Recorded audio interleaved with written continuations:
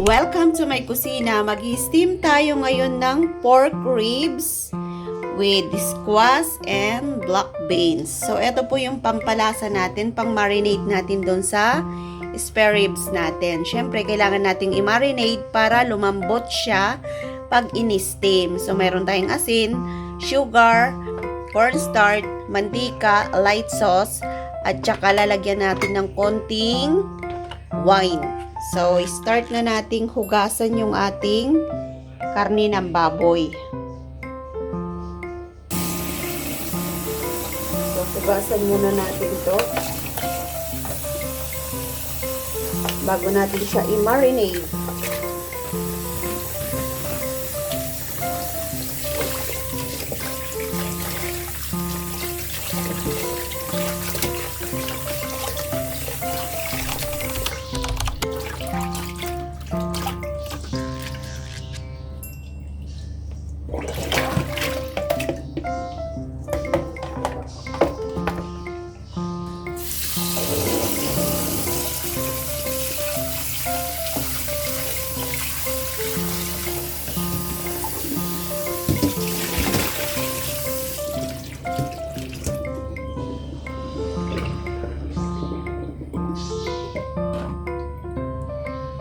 So, hugasan din natin yung ating black beans.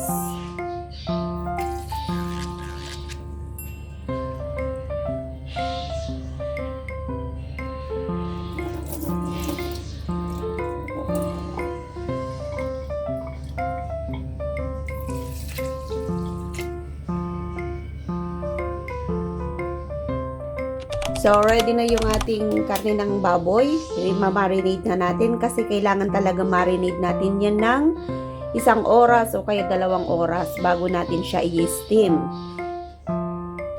So, ito po ay dinner namin. So, kailangan natin ng cornstarch.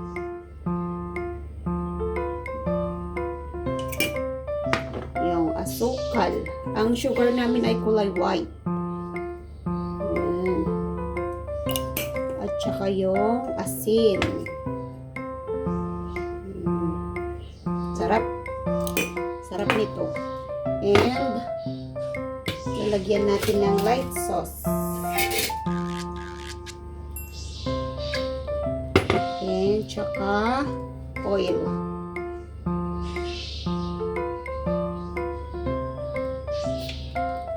And konting wine.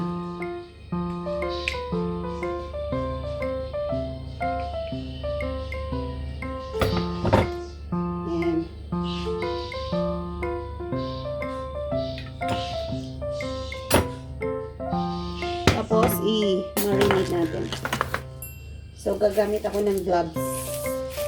Mas madaling, ihalo.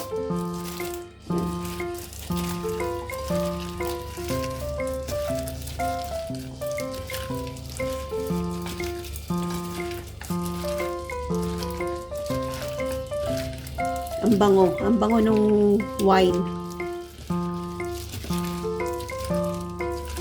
Nasa inyo na kung gusto nyo nang lagyan ng sesame oil.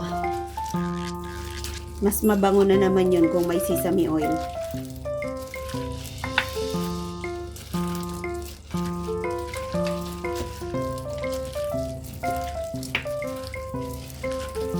So, isit aside natin to kasi dudurugin natin yung ating black beans.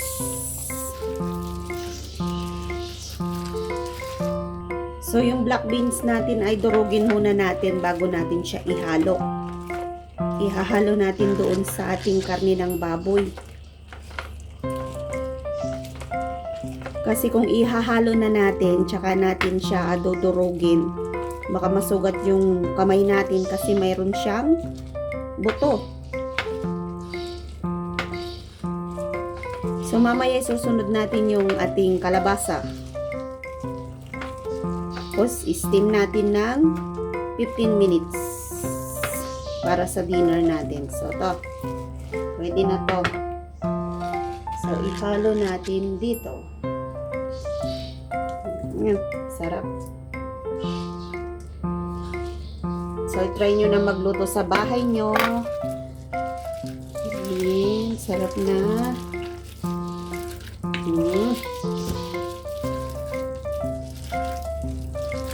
Hindi natin inalatan kasi maalat yung black beans.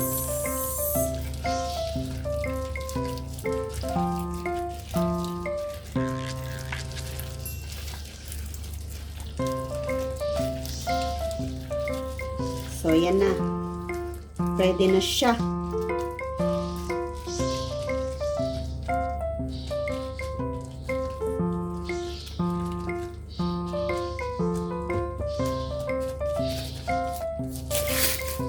So, i-cover muna natin to kasi gagawin natin yung ating kalabasa. So, ito yung kalabasa natin. Tatanggalin natin yung kanyang buto.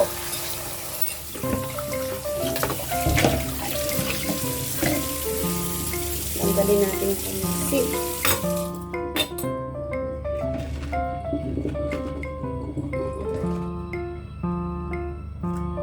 Nabalatan na po itong binili namin sa palengke. So, yan.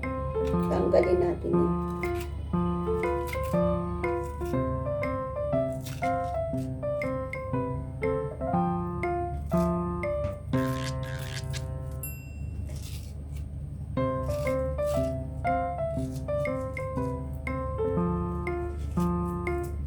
So, yan.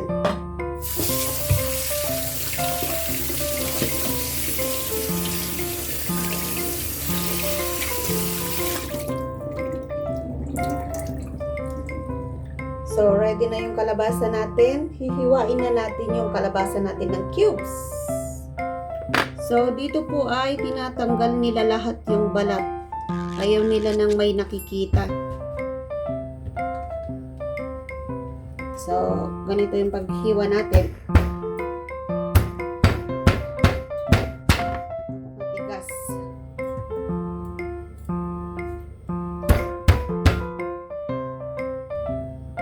So, ay matigas yung kanyang kalabasa.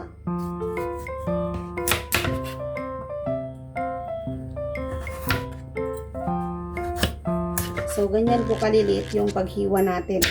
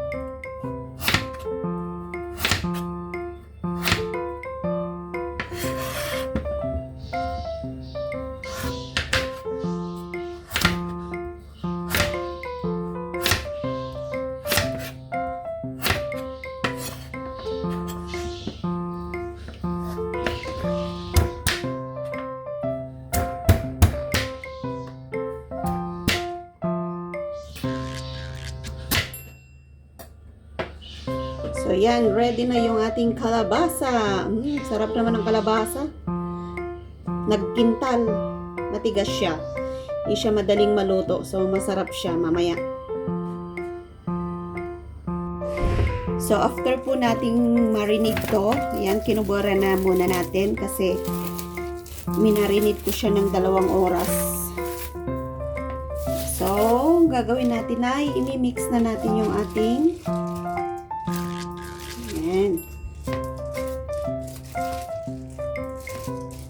pangalan nito, kalabasa.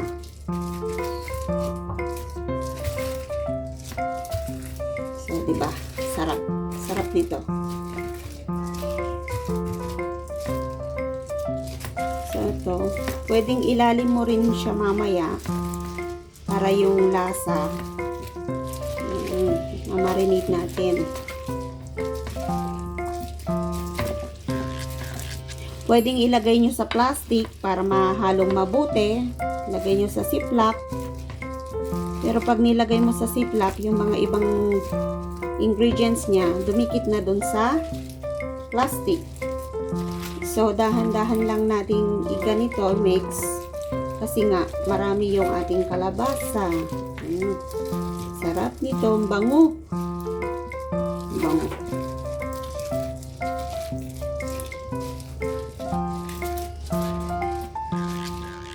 Pwedeng ilalim nyo yung yung kalabasa. Kasi yung pangalan nito, yung karne, magkakaroon siya ng sauce. So, ilalim nyo siya. Ilalim nyo muna siya. Pero kung gusto nyo nasa ibabaw yung kalabasa, pwede naman. Ayan. So, ganyan po yung pagluluto ng ating kalabasa. Steamed kalabasa with pork ribs. So, yan na.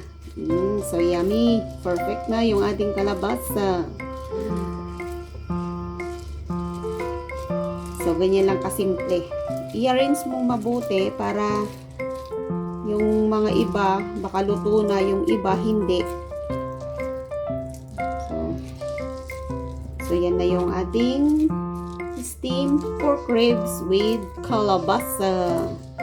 Yan, sana may natutunan na naman kayo sa pagluluto natin dito sa Hong Kong. So ready na po yan. Lalagay na natin sa oven. So, ready to steam na yung ating pork ribs with squash. Yan, lalagay na natin sa ating oven. O, see? Steam po natin to ng 15 minutes or 20 minutes. So, ang gagamitin po nating steamer ay oven. So, kung gusto nyong sa kalan, pwede rin po. Kung walang oven yung amo nyo, pwede rin yung i-steam doon. So, kami oven po yung ginagamit namin. So, thank you so much po sa inyong lahat. Takpan na natin to. So, ito po yung steamer natin. Ayan. Tapos, 110. Tapos, 20 minutes. So, mamaya titignan natin. Balikan ko kayo mamaya. So, yan. Luto na po yung ating steamed pork with kalabasa. So, thank you so much po sa inyong lahat. Sana po ay nagustuhan nyo yung ating niluto today. Thank you so much. Bye-bye!